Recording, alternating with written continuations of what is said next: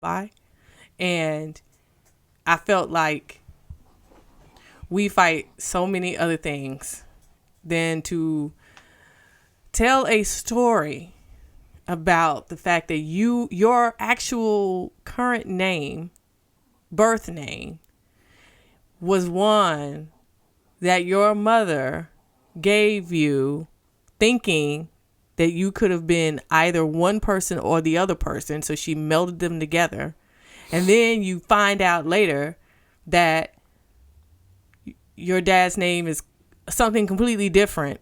And you're laughing. I didn't get the laughter. The story, if that's her truth, that's her story. And the truth is just the truth. But I didn't get why the truth was spoken in this incident. And that's just coming from the way I want it, right?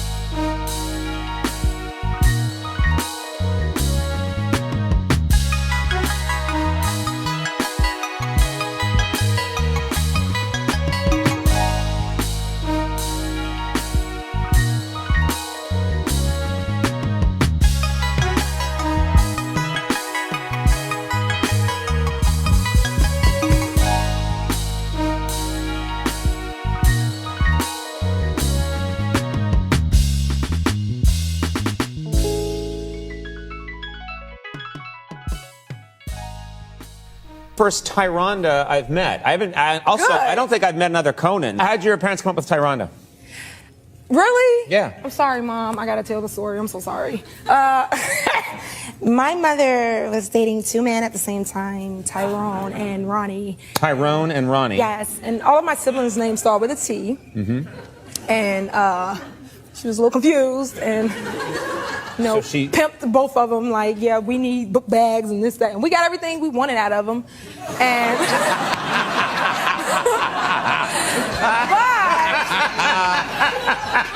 but Because you're named after both. Yeah, okay, yeah, right, turns right. out neither one of them was my father. My dad's name is Derek. Shout out to my mom. Oh, she's gonna love that story.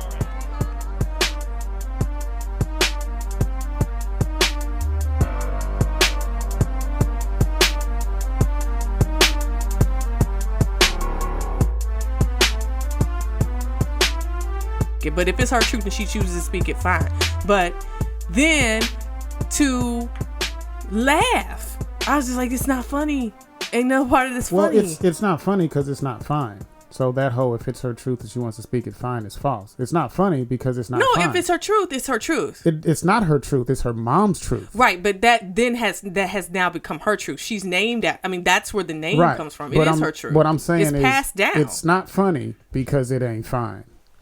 I don't think you can separate the two. If things are fine and it'd be okay to share and it'd be funny. What I found horrible about this is we all know that they ask these questions first. No one sits on that couch on the Conan O'Brien show without knowing what questions are going to be asked. She knew that question was going to be asked, which is even worse. Everyone at the studio knew the answer, and she still did it.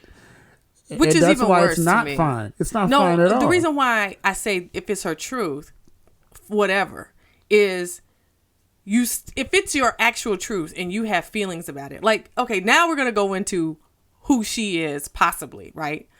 If you know that that's your story of your name, then and you're laughing while you're telling this particular story, then you're saying either that was hashed out at some point in your life, like, I mean, I can't imagine being told that story as a kid or even as a teenager or a college student and then going, oh, Mom, oh, laughing about it.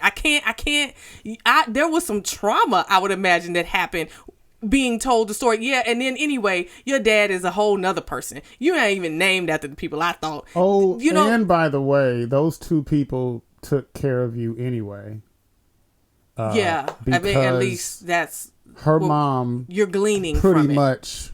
Well, no, she didn't use those two. Did she say they took care of her? Or yeah, did she said we never needed anything. We got school supplies and everything. I mean, it's in the clip. Because I was like, I heard her. These I remember two guys, I blacked out about the time she said. I blacked out completely about the time she was talking about and laughing about how they were buying purses and stuff. I think I remember that. And I was, and that's when I blacked out completely because I said, why is she laughing? This isn't and if you're not going to laugh about the story, I think that's why I say if it's your truth, fine. Then you can't tell the story because you can't tell that sorrowful kind of a story to the late night crowd that, that will be listening. The reason why I was shocked is because I don't have much to say. I have tons to say about this, but I'm trying to let you really roll this one because very few women will say anything negative about what she said. That's not true. That's very true. That's not true. That's not true. There's only one person, and we'll talk about him later, who I don't want to bring him up. Who shined a light on that. No one else did. I don't recall because I kind of read back on what she might have got from social media on that. Social media didn't destroy her for that. Nobody destroyed her for that. It was like it didn't even happen, or they just didn't see it, or they didn't recognize it as one of the most messed up stories you could ever tell about your own mom on national TV. Nobody recognized it. Everybody shrugged.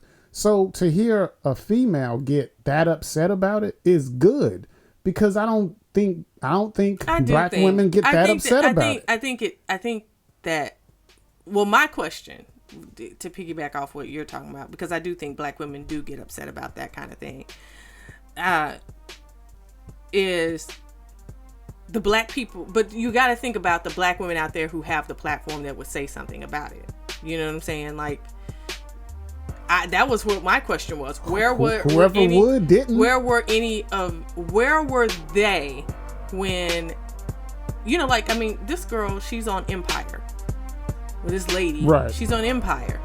So, and from my understanding, you got a whole crew of black people, and my imagining is, did no one say, girl, don't do that.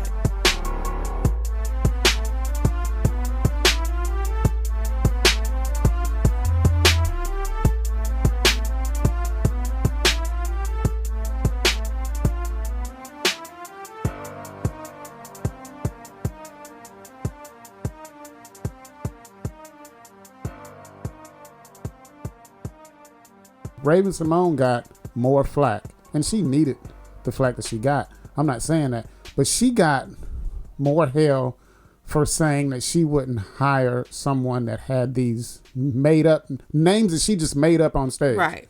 But this girl, that's her actual name. And she told the worst story you could tell about your mom. Your mom didn't know which one. Exactly. So she named you a combination of both. And oh, by the way, neither of them was your dad either way. But we made sure those two dudes took care of the children as if they were his.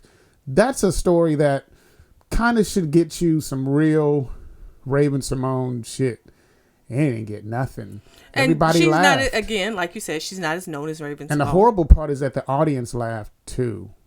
See, that was kind of I blacked out. Dave Chappelle kind of thing. I totally blacked out. They're not laughing with you. As I totally blacked out listening to her. And you belong to a show that is in my head, that again, put a my black truth, kid in the trash can. My truth. This is my truth. It's not anyone else's truth. But you belong to a show that puts kids in trash cans and that has women in gorilla suits.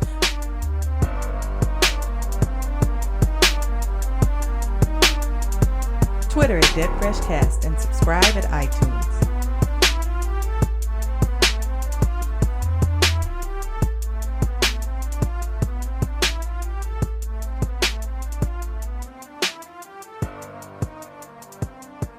And that's what you do. You find the humanity and stuff, and that's all cool. You had your angry moment, and now you have your moment of humanity. I don't give her that much humanity. She said, sorry, Mom, and waved to her mother. She did. Told a story of that craziness. You could pretty much put a name to what she painted her mother as. You could put a name to that. There are words for people that do that, and I'm sure other people have words for that. But if anyone just told you a generic story about a woman who has other children, but in the case of her, didn't know who the dad was, it could have been any one of two. Oh, by the way, it could have been any one of three. And I used two of those men to take care of you who wasn't. There's a name for those kind of people. I think she said, yeah, there is a name for those kind of people. Which is why, again, which is why I say, you can't tell that story and laugh.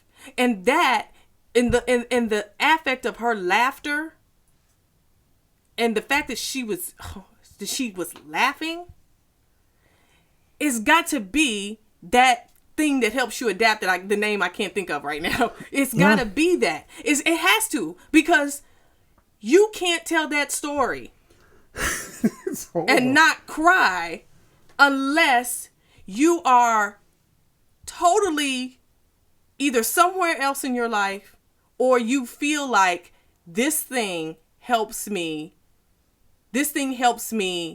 cope with and coping is not the word I'm looking for, but it helps me cope. It's the closest, because I can't think. The word I'm looking for. It's the closest to what you're looking for.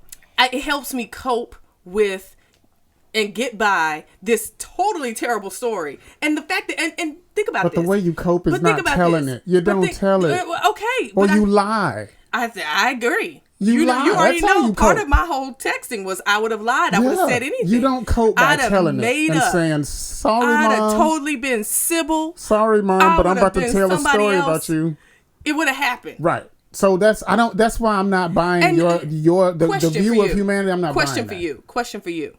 Do you think that now this is totally be asking you to become some kind of psychologist, but I want to ask, do you think that her actually telling the story about her mother being that situation right, is her fight back in putting her in that situation? Like, it's the only way she gets to fight back in her mother actually telling her. Like, her mother didn't even, it sounds to me like her mother didn't even withhold her own, that whole truth. Like, as a mom, sometimes maybe you might want to say, I'm not going to just tell you I was this human, because I don't want you got to walk around with this. I don't want to be a psychologist, but I would say, because to me, you got to do that. To your question, I would say no. And if I only use the clip, because that's all I know of. It's the only time I've ever heard her speak. I haven't watched Empire. The part where she's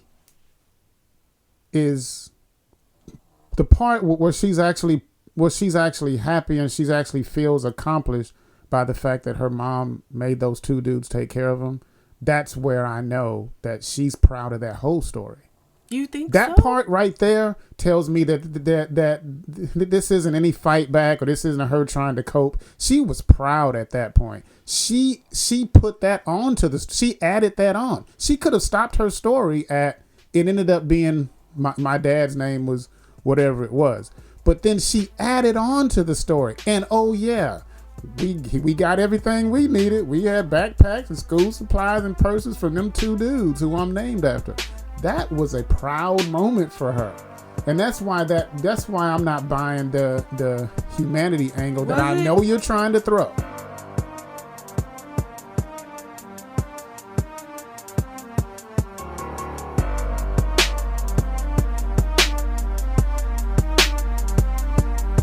Twitter at DeadFreshCast and subscribe at iTunes.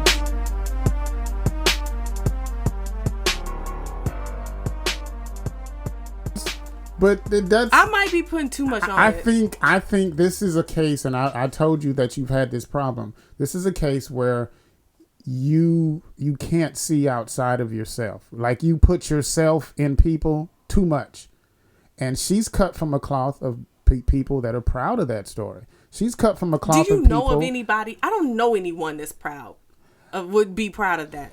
I don't know. I just don't have, and I know a diverse group of human beings, and I don't know. You don't know a diverse enough group. No, I think I do. Because she's cut from cloths of people that you see and you don't hang around. You know who they are. You know who I'm talking about. And when they have a house party, you don't go. And when they end up with the type of clubs that they go to, you don't go. I probably wouldn't. You know who I'm talking about. But I don't think you don't hang around that diverse of a group. I don't think that she I think that in any kind of bluster like that, if you reach beneath it even a little bit, you would find the pain. She's just going to throw it out there like that. It's like she's throwing it out there like that because it is her truth and she can't change it. Like, my mom is a bleep. You know what I'm saying? Like, who wants to say that? Pretty much. Who wants to say that? She could have summed it all up in them words. Who wants to say it? Who wants to say that?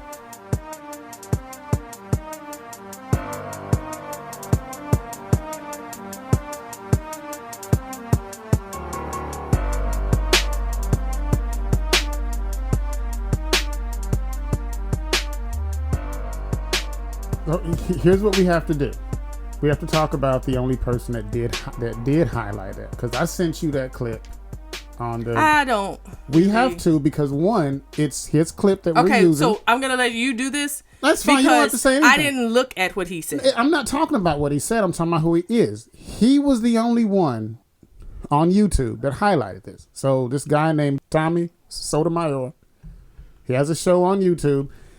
If you don't know who he is, I suggest you at least watch 2 or 3 of just his random videos. Yeah. You would then know. You then have a good idea of his campaign, his platform, all of that. This particular arm of his campaign is about how Hollywood makes fun of black women, which is why this was a clip, because he puts on these clips where Hollywood is really clowning black women and black women don't know it. And he generally has issues with black women. He has a lot of issues with black women. Women that are black. The whole group.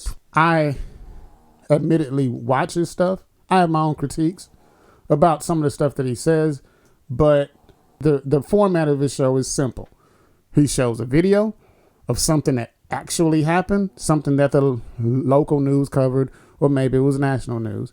And then he goes on commentary about it. And the commentary is vulgar, and it's brash, and it's harsh. When I first started watching this stuff, it was all entertainment. It was all, let's see what these stupid black people do. It was. Because I'm not going to lie and say that I don't watch World Star every now and then to see something stupid. I do. Mm-hmm. After a certain point, I started to realize, I don't know if this is going to do any good, but it might.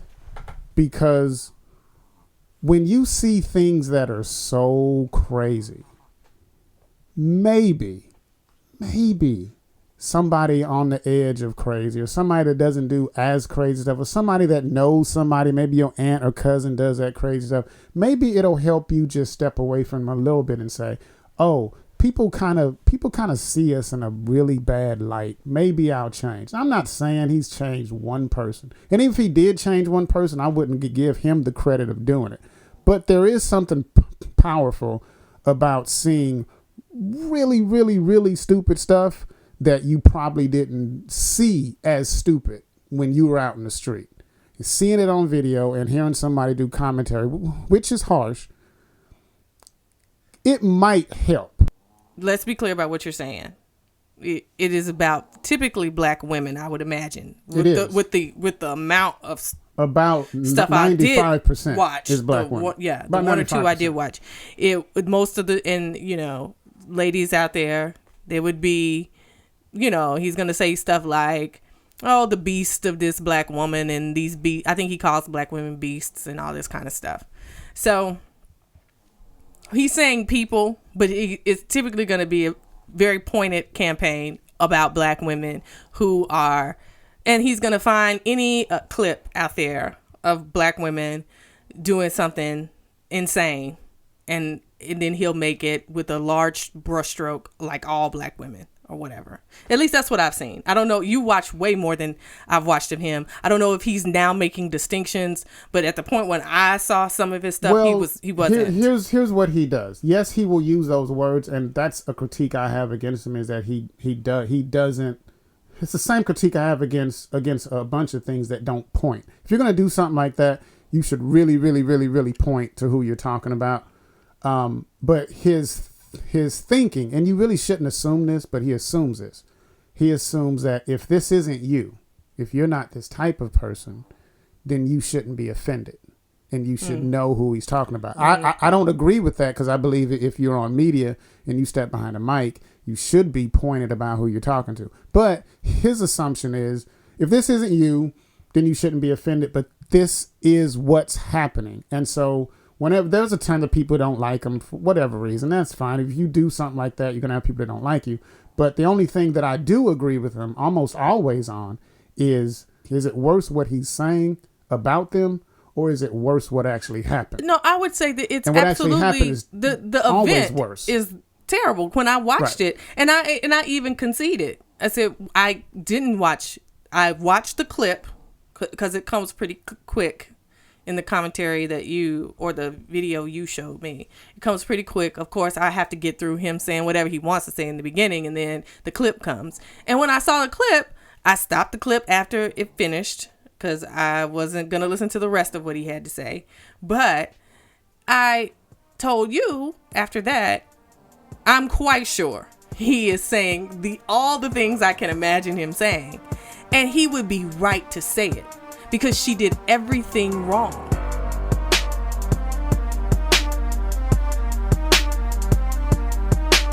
Twitter at DeadFreshCast and subscribe at iTunes. On the train. What is that? I don't know, but this is the kind of stuff he does. Well, we don't spend too much time on Tommy Sotomayor. I like it. I like his commentary. It's funny. That was crazy. But this leads to what we're really talking about, right? This leads to, if you can go on Conan and do something like that, and if Tommy has all these videos enough to make a bunch of money doing what he does, but let me say, then don't we have a standard problem? We do have a standard problem. Let me add this before we go into standard. Okay. Is he would also say that, because I think when I did see the one with the baby on the train, his whole big thing, and I don't know if it's still his big Black thing. women are the worst stewards of children. Well, yes, that is one of his things. But also one of his things is that nobody ever checks the black woman. Like, nobody. You can't check the black woman, either because she's not going to listen to you, check her. She won't listen to what you have to say. Or she'll totally, yeah. Only God can judge me. Yeah. So no one checks her. I don't know if he says anyone's afraid of her. I don't know if I've heard that argument from him. But basically, she gets to roam the earth doing foul acts, because no one is gonna say anything to her. And you have to admit that's funny. So I only bring that up because you were saying earlier that no one said anything about this, and I didn't get to look that up. I didn't get to go and look up the video and see if there were any commentary or anything like that. So and I didn't hear anything just in my regular everyday life about it until you brought it up. So, and that's why I would have to say, in something like this, other than to think it out in the way that Lee Daniels' brand would get totally tarnished in this whole thing, because she belongs to Empire and she's not huge. She's not a huge star standing on her own. That's the only reason why I could think that maybe it would be no one would talk about it. Well, I remember. For anyone that knows his stuff, you again, if you don't know his stuff, you just go watch it. But I always thought, and I still think, so his thing is about black women. That's his spiel. I always thought that a woman should do the opposite show. You talking about Sotomayor? Tommy Sotomayor. There should be a woman out there that does the opposite show about what stupid black dudes do. Yes, you have. Because I think it's important. That. I do. If any woman wants to watch Tommy and figure out his format, you can do it and find all the stupid black dude stuff that's on video. That there will be enough. There will be more than there will be enough. Much like, and you should do the video. very opposite show. Twitter at DeadFreshCast and subscribe at iTunes. Somebody got to say, I saw you last night. That wasn't right. Which brings me to, I really don't want to go back there, but it does. It brings me back to what Tommy does on his show. He has a shaming show. It's really all it does. It shames. It shows a video of something and says, shame on you for doing that. in a lot more words than that. And over text, I made the case that shaming is how you create and how you uphold a standard. You didn't agree. I would like you to tell me why because that, to me, that's the only way you can start a standard. From a standard that doesn't exist. If a standard exists, you can uphold it by shaming. But it's one of the only ways to start it. I think if a standard exists, you can uphold it by shaming. Absolutely. But to start it by shaming, I don't think that works. Because I think it does. No, I don't think that works, especially in a case like this. Like if you're out acting crazy, maybe your shaming works at that point. But this one, and if you're saying a lot of people have this kind of story, then shaming won't work because it is a true story. It's a true story. Tons of things are true that should be shamed. But if you're for instance, if you walked out and you acted a certain way, then people could say historically you can't act. Don't act. You look like a nut. Think about all the people that came before you. Blah blah blah. You can shame a person. I can use those same words. You can shame a person. No, because that's her story. That's her actual story. What are you gonna say? Think about all the people that came before you. Your story is untrue. No, it's not about it being true or not. It's saying you don't tell that story it's saying everything that you said. Like literally all that emotion you had on the top of the show, that's how you do it. No. Just like that. I think in this case, what has to happen, because a whole group of people, to me, if you're really talking about a generation that says, I don't care, it's my truth, I'm going to tell it, and I'm saying it any way I want to say it. A whole group of people coming at them is not going to change. I'm telling my truth. Which is step 2 of how you start a standard. To me, it's an it happens in-house. Even in between the whoever she likes inside of the cast, whoever she listens to inside the cast, has to be a person that says, you're in a new place. And I get you want to talk about everything and you want to do what you want to do. I get it all. But that ain't how this place works. That's just shaming in a nice way. No, it's not shaming in a nice way. It's shaming. So what you're saying is internal shame. When you say shaming, you're not speaking specifically of what he's doing. Because him doing that, I don't think changes anything. I don't think it does either. But it does bring some kind of awareness that there's a lot of it. Like the stuff that you saw a year ago, there's a lot of that going. Like it's going on everywhere. Like that stuff you saw at the club. That goes on everywhere. And when you see it on such he never runs out of material. When you see it on such a mass level, it has to bring some kind of awareness. It hasn't yet. Damn. No. Don't get me wrong. I don't think there will be any tangible results from what he does. And just like there will be no tangible results from what we do. So let me get what you're defining correct. What I'm defining as shaming as however you say it, you correct. But you're saying don't do that. But when you say you're not speaking of like the Tommy Sotomayors of the world. Saying he can say what he wants, but when you're talking about having real effect and change, you're speaking of whoever's in that person's in that circle. Yes. Okay, the people around them. Yes, I agree. That's how it started. Yes, and if the shaming doesn't work, that goes to step 2. You leave them to their own devices. Because the other way to start a standard is to show yourself separate. Yes. To not look like the others. Yeah. You have that problem with the first lady, Michelle Obama. Why do I have that shares problem? A stage with Beyonce. Oh. She separated herself. I can't. Right. You share a stage with a woman that didn't graduate high school. And what does that do? That F's the standard up. So if they don't, if you can't shame them and if you can't correct them, you go away. You leave them to you show that you're separate. You know how I feel about all of this, but do you think it's her way because her kids like Beyonce? So what?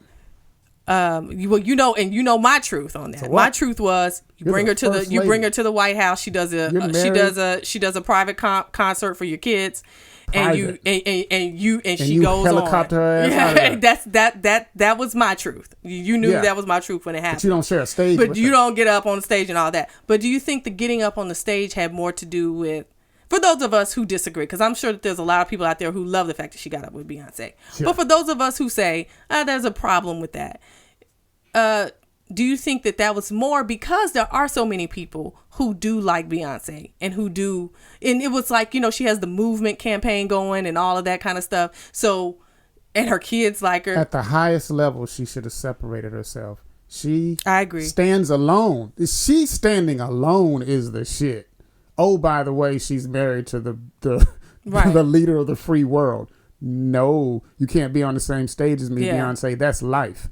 That's life. Yeah. And you and Jay-Z can come to stuff, but you can never be on stage with me. You can never have a camera showing me and you, because I'm not like you. You're a performer. Yeah. Is what you do. You're a performer, which means you are talented, but you got lucky. I didn't get lucky. I did my work.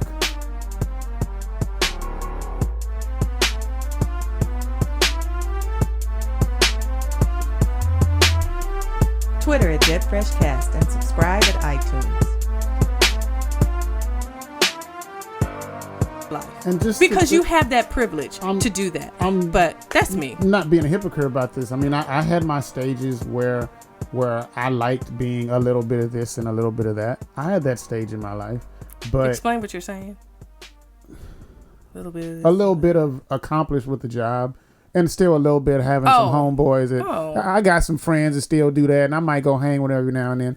But you realize real quick, especially in this particular time when anybody can be shot, you realize that's not going to work. Like you really, with the exception of your cousins, who, I mean, you can't do nothing about your family. With the exception of family, you got to really separate yourself, because at any given time, it doesn't matter that you have on a suit and they got on sagging pants.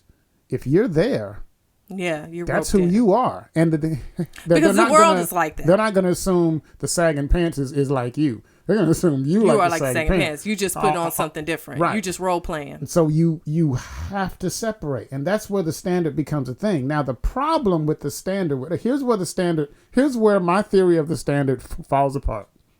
Right? Oh, I'd love to hear this. It falls apart. So first, you shame. If shaming doesn't work, you separate.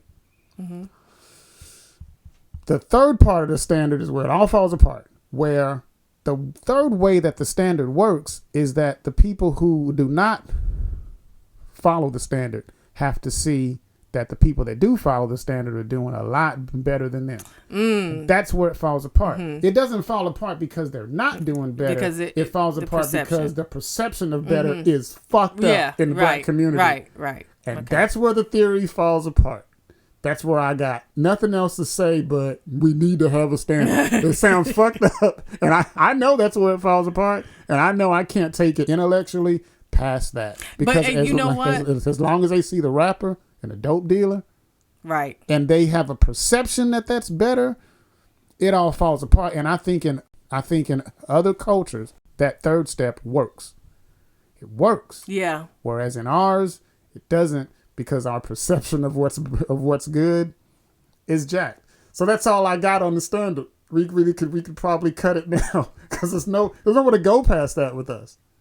There's nowhere to go. I'm thinking. That's true. There's nowhere to go. That's true. Because, yeah.